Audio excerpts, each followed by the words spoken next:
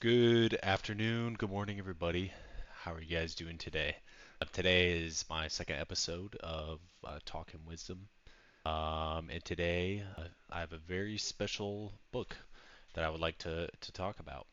It's on par for me to the Bible in that sense, and it's a very powerful book.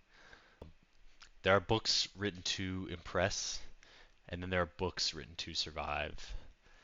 And this book right here, Meditations by Marcus Aurelius, belongs to the second kind. The coolest thing about this book, it was never meant for you, and it was never meant for history. It was written by Marcus Aurelius. It was his journal, actually, and he kept it by his side. And it wasn't until after he passed away to where all of his thoughts of the world as an emperor took place. It was written by a man who had everything, but still feared losing himself. And Marcus Aurelius, at the height of the Roman power, when the empire stretched from Britain to the Middle East, he ruled not from comfort but from crisis. There was war at the borders, plagues in the cities, political betrayal at home. Obviously, during that time, Rome was insane. So much was going on. Christianity was just being brought on. Obviously, the Ottomans in the eastern half of Europe and Asia. And in the middle of it all, he wrote reminders to himself to stay disciplined, stay rational, and stay. Um, this is philosophy, I like to think, not for peace, but for pressure. So we're going to go into a little bit of history about like who he is, kind of discussing the book itself, maybe cover a little points, some of my favorite readings from it, just kind of learn about what Stoicism really is, because this book right here is the root of all, if not most, Stoicism taught today, or philosophy, along the likes of like Plato and Socrates and stuff like that. So, Marcus Aurelius was born in 121 AD into Roman nobility, but power was not guaranteed at that time. He was adopted by Emperor Antonius Pius, not for ambition but for character. From childhood, Marcus Aurelius was trained in philosophy before politics. And like many people in the royalty, the study of philosophy was very much pushed onto those people and those individuals. The studying of the arts. If we look at the ancient Romans and ancient Greeks, we can see a common theme here that they were so rich in their time and ahead of their time, if we really think about it, that they were able to go and study things like philosophy and put money into the arts, and it's just beautiful. Um, I had the pleasure of going to Rome myself, and it just seeing the like, man, 2,000 years ago, these people built this stuff. It is quite insane. Yeah, and so let's see, where was I? I have my little notes right here. So Marcus became emperor in 161 AD. Rome entered one of its most difficult periods, and he did not inherit peace at all. Um, Most Roman emperors at that time ruled from palaces, ruled from Rome, but Marcus ruled from military camps. For nearly half of his reign, he lived in the northern frontiers, fighting brutal wars against the Germanic tribes along the Danube. So if you don't know where the Danube is, it runs through Europe. I believe it runs through like Hungary, and there's a couple other countries up there, but I know Hungary is like one of the main ones that it runs through. Hungary, I think maybe Germany, Poland's one of some of those. There's issues of cold, disease, constant threat. Uh, and during these campaigns, surrounded by death, Marcus wrote Meditations. They're basically his private thoughts, written by firelight, reminding himself, hey, do not complain, do not lose your temper, do not forget your duty. Stoicism was not the theory for Marcus, but it was his survival. And I think it's kind of insane to think that a man that was ruling the largest and probably the most notable empire of all time, the Roman Empire, is having these thoughts, these doubts about himself, how to yourself as a man. And I read this now, 2,000-ish years later, and I'm like, holy crap! Like this man is onto something. He had more guts than I did. He has more willpower than I do. This is 2,000 years later. Um, it's just insane to think about. Uh, so modern culture today often portrays Stoicism as emotional. Uh, Marcus Aurelius knew better. Stoicism is not about feeling nothing.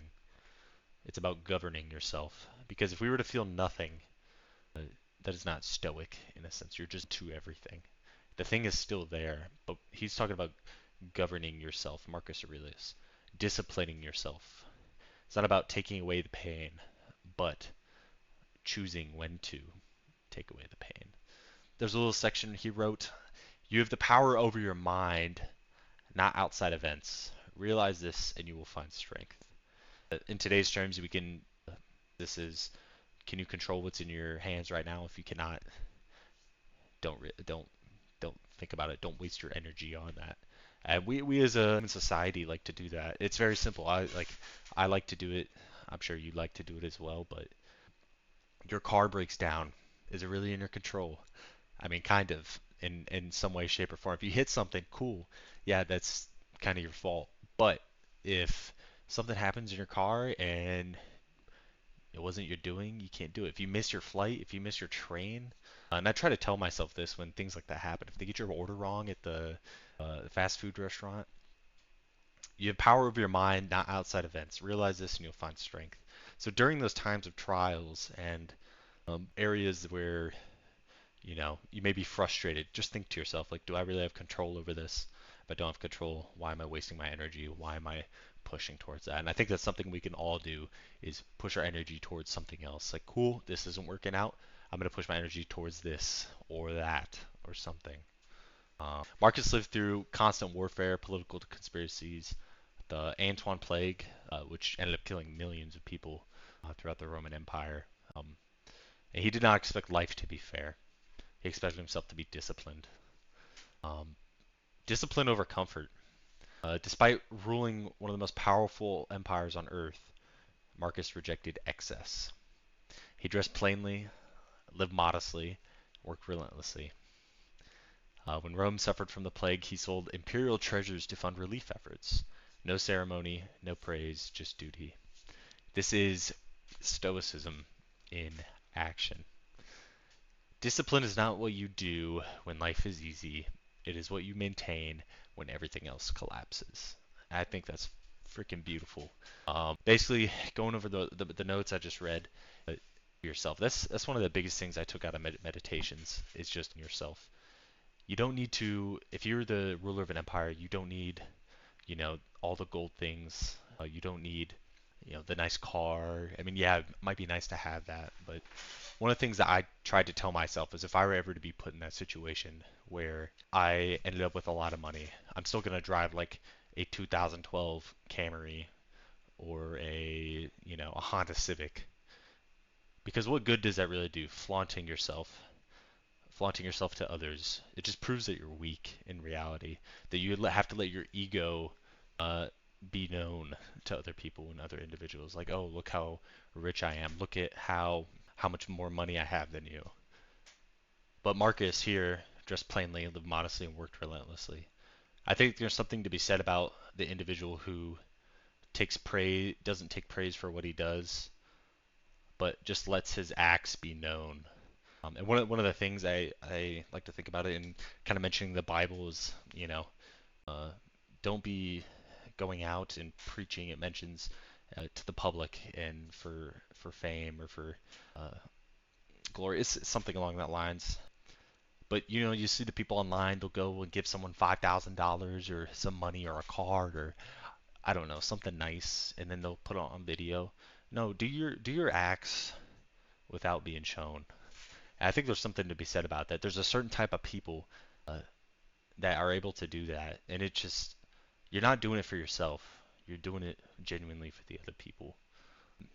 And if we can all live a life like that, if we all lived a life where we didn't do things for everyone else to see, hey, look, I just gave this guy $10,000. He is, living, he's got a house to pay, and then, cool, I'm gonna get X amount of views for this. Like, no, why are we doing that? That's We're taking away the point of it. The point is to just help people, to live modestly, and to be. And I think us as a society right now, we lack being in a lot of ways. We're very much thwarted on the idea of showing off to people, hey, look at my new watch. Hey, look at my new shoes. Hey, I went here. And I don't think social media helps in any way, shape, or form because it shows unrealistic lifestyles that we all live. It really does. And one of the things that I was taught growing up playing football is we would always walk to the games in a single file line, hands behind our backs, and we would always stand on the sidelines, not sit down. We wouldn't sit down. Every other team we played would sit down. And how it was is okay, cool. If you're on the sidelines, everyone else on the field is playing. They're running. They're doing stuff. And there's no reason why you should be on the sidelines sitting down. I get it, you're tired, but it just makes you stronger at the end of the day. And even after a game we won, like our coaches would, they'd make us run a mile after a game that we just won. They would ensure that we weren't getting too cocky. We were yet confident. And I think that's something we can all strive for is to be but confident. Because there's a difference between confidence and cockiness.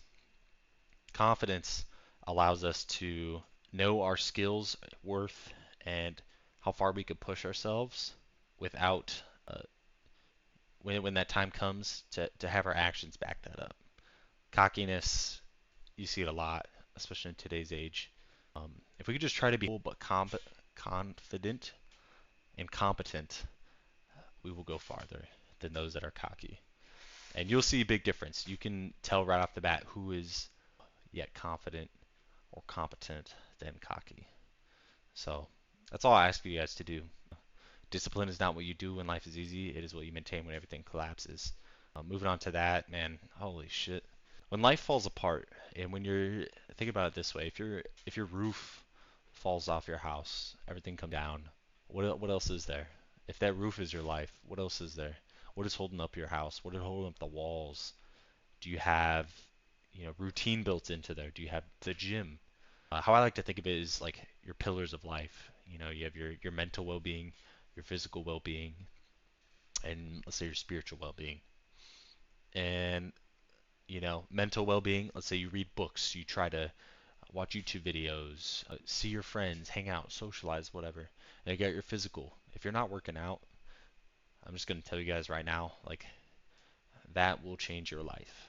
So, if your pillars are not uh, up to snuff, if you will, that can cause your roof to collapse.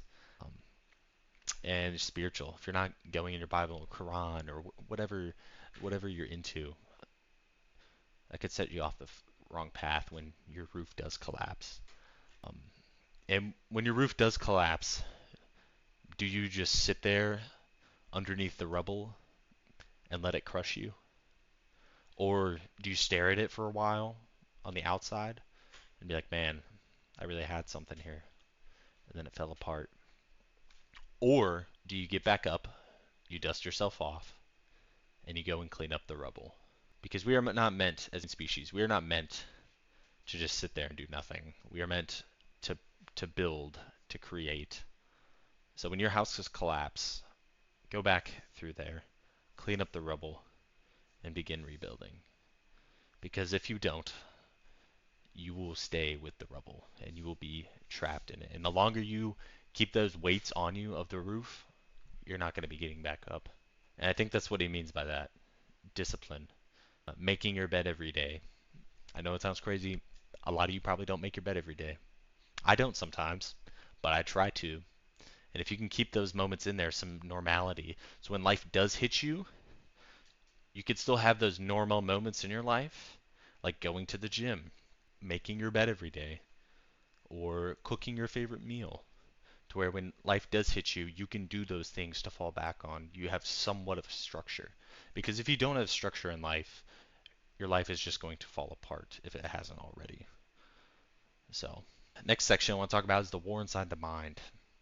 Uh, Marcus, he really feared one enemy more than barbarians or disease, and that was himself. Um, he constantly reminded himself not to seek praise, chase pleasure, inflate his importance. He wrote, "Do not waste the rest of your life speculating about others, but be strict with yourself." I think this is beautiful. Um, don't judge others. Don't think poorly of others. Don't question others, but be strict with yourself.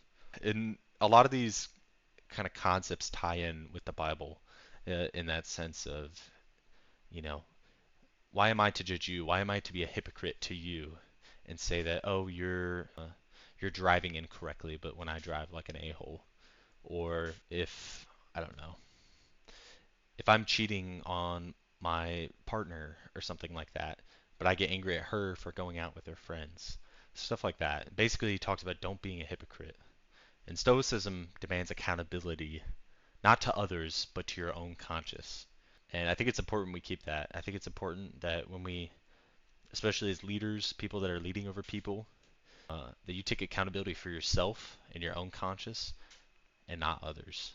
And one thing I could say to leaders out there, future leaders, young leaders, old leaders, is to take accountability for yourself and be strict with yourself so that others can see that and be strict with themselves.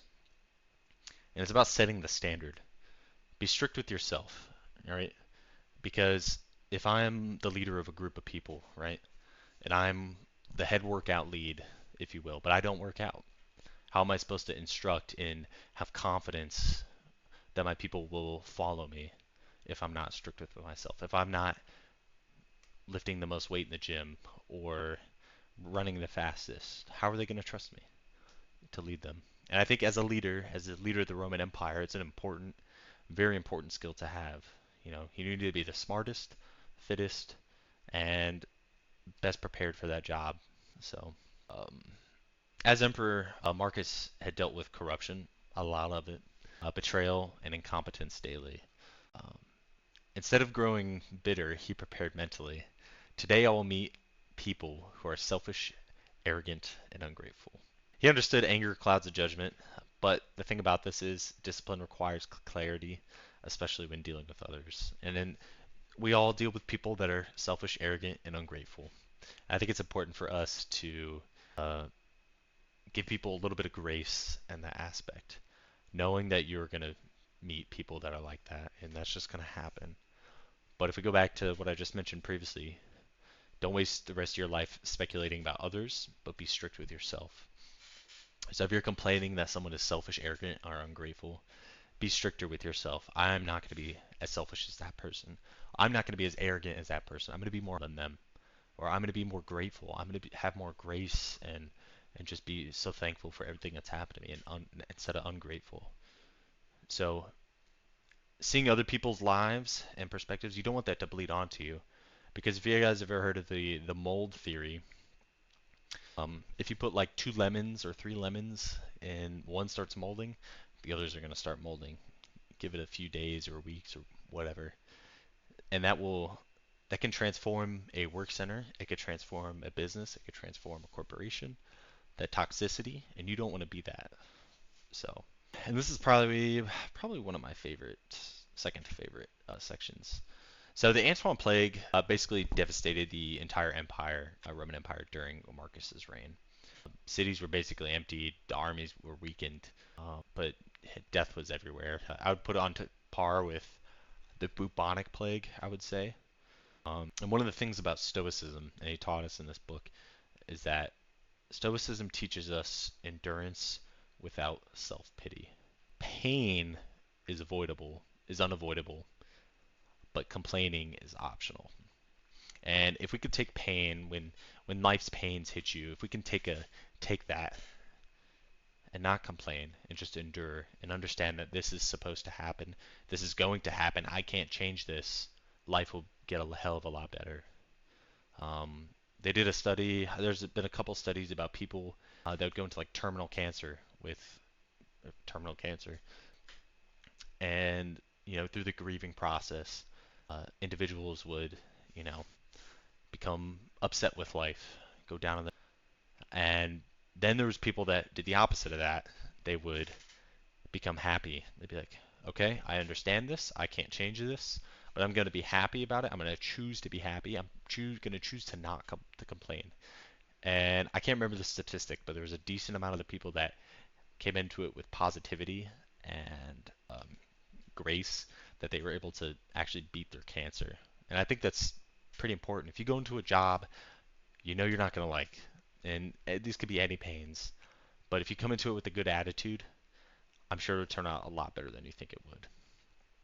So try to suffer without complaint, um, because at that point you're just complaining and you're not really doing anything. You're not taking action.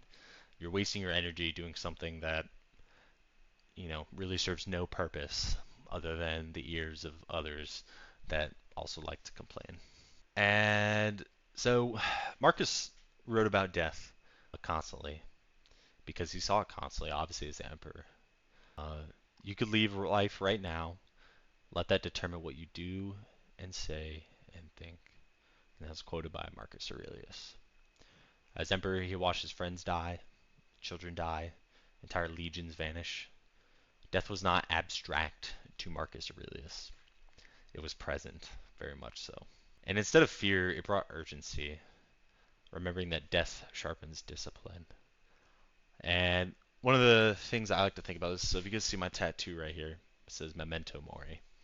And that basically means remember death, death as a teacher. And what it really means is remember that we are going to die at some point in time. And the things you've been wanting to do, the things you've been setting off to the side, the trip you wanted to go on, the book you wanted to write, the YouTube video you wanted to make, or the degree you wanted to pursue. Remember that we are going to die at some point, and don't let death bring fear to you, but let it bring urgency so you can do those things. And for a very long time, I was afraid of dying. I still am to some degree, but if it can bring some urgency to your life, and allow you to go do the things you want, be like, fuck, man, I'm gonna die. I only got 30 years left. I only got 20 years left. I only got 10 years left.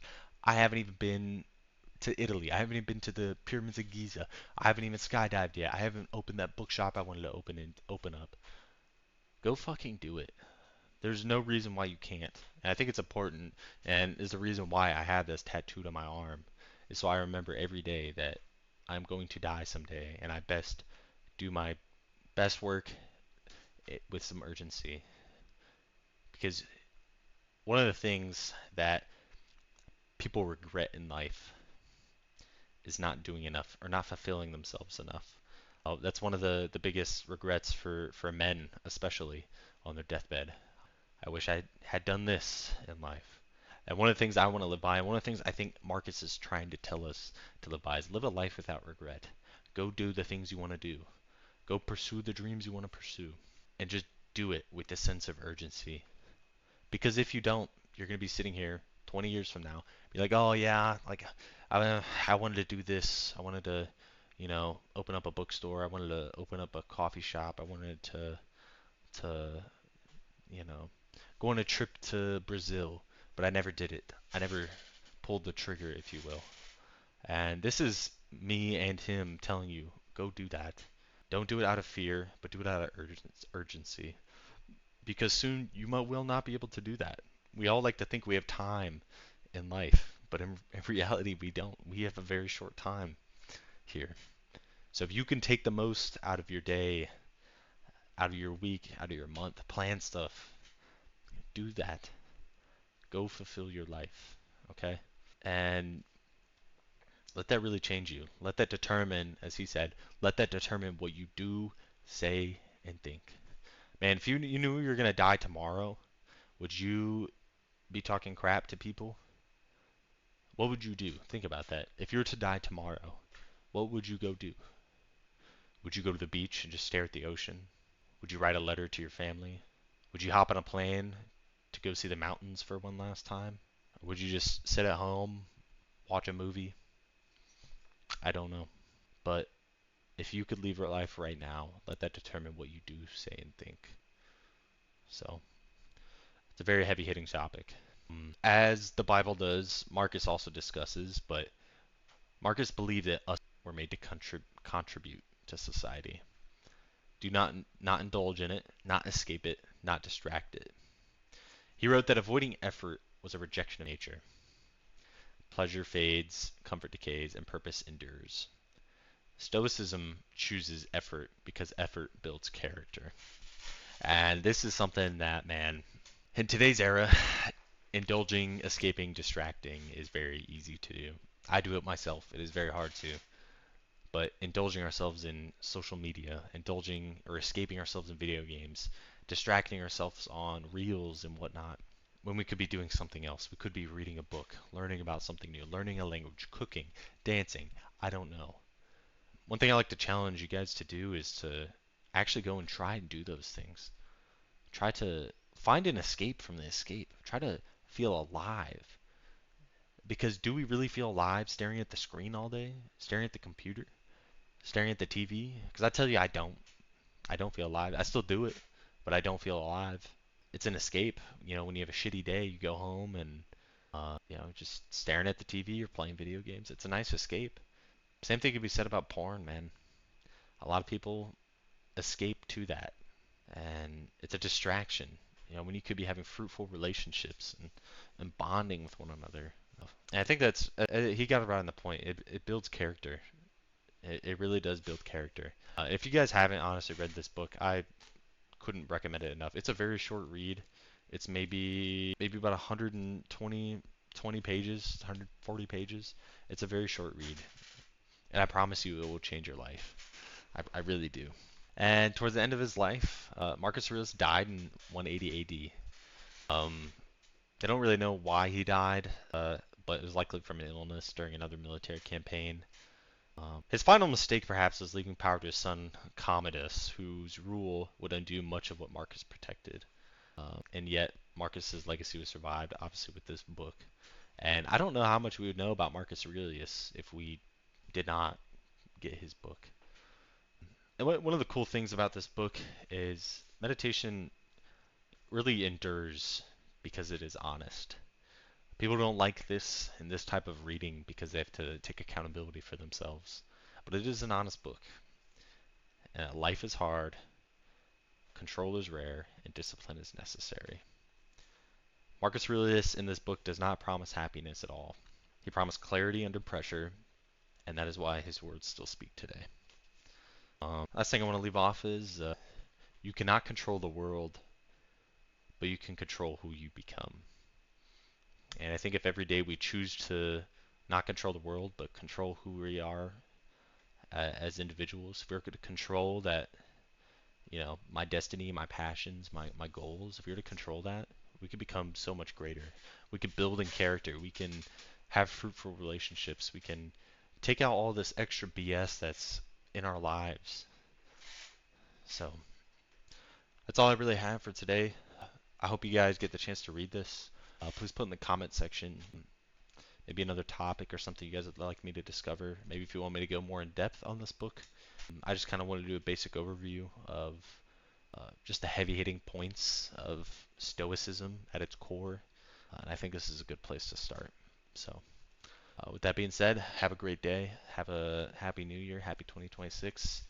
And I'll see you guys later.